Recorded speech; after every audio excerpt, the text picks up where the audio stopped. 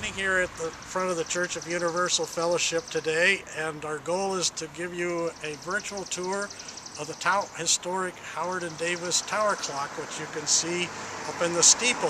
So I wanted to briefly show you the interior of the church. Note the archwork, and that's access to the steeple through this door. And turn the light on here, and the first thing you encounter is the bell rope. There's a bell up in the steeple, so this is where you ring the bell. And you come up this stairwell, and now we're approaching the beginning of the ceiling of the church. So the first part of the clock we see here is this box of rocks, which actually powers the clock, believe it or not.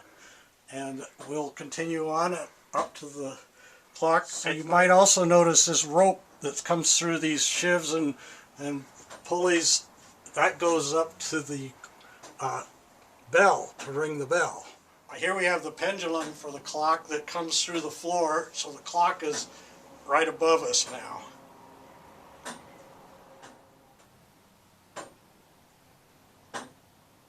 Approaching the clock, you can tell we're getting nearby because it's ticking.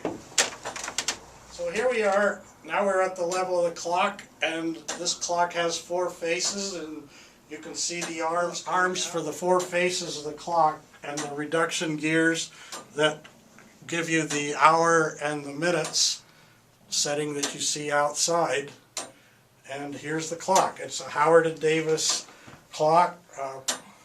We believe number 2, made and sometime installed here in 1853, and it's in this cast iron box. The reason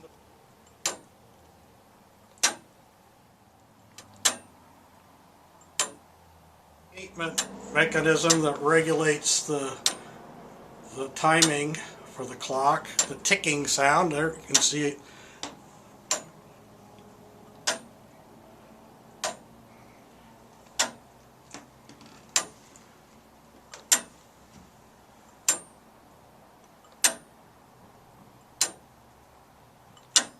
So this is the top of the pendulum here, and this knurled nut is how you can adjust the time of the clock in terms of the speed.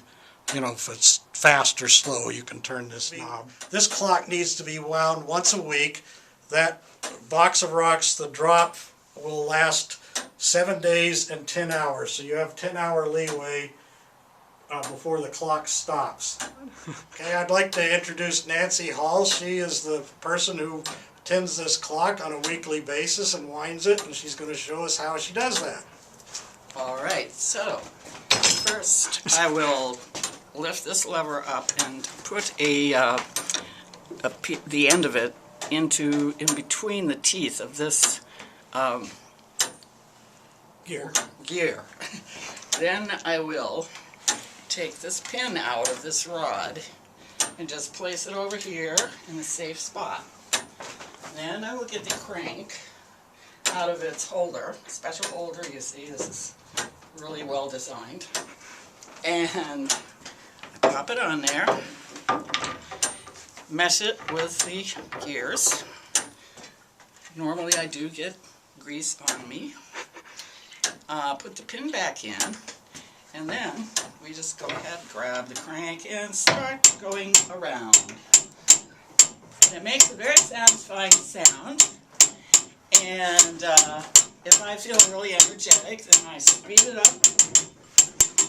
You know, I kind of get my whole body into it. You know, sometimes I push more with the left, sometimes more with the right. I have noticed that it takes about 70 to 75 cranks to get the box up to where it needs to be, which is all the way at the top of this chain, up to the pulley. So that's how it's done. And when I am done doing it, I need to take this lever, let it off, then we go this way, take the pin out, remove the crank. Put it back over here on the little shelf. And always remember to put that pin back in. It'd be very bad to lose that. And that's what I do when I wind the clock. So now I'm going to show you how you set the time. We noted the hour before we came up here because this dial has no hour on it. It's just the minutes. So you got to count the hours by how many times you turn this wheel. Right now the clock is quite accurate, so I'm not really going to disturb the setting that much, but I just wanted to show you how it's done. And to do that, you have to hold on to this gear here, and then you take this tool, and there's a clutch wheel in here, and you give it a tap, which releases the clutch. See, now this is free to move. And I always use my cell phone for this. So it's 11:38. So I'm gonna, and this clock runs a little fast, so I'm gonna set it back just a tiny bit, and then you just tighten the clutch.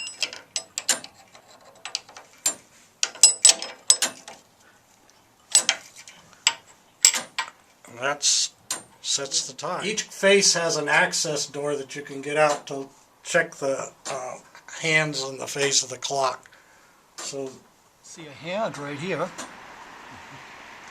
this clock was restored in 2008-2009 by Peter Rio Clockworks in Winterport, and that's why it looks so gorgeous now. And at the time that he took on this project, it was not operating, and he cleaned it all up and lubricated it and put a new chute for the rocks, and we also had new hands and the faces of the clock face on the outside of the building painted at the same time.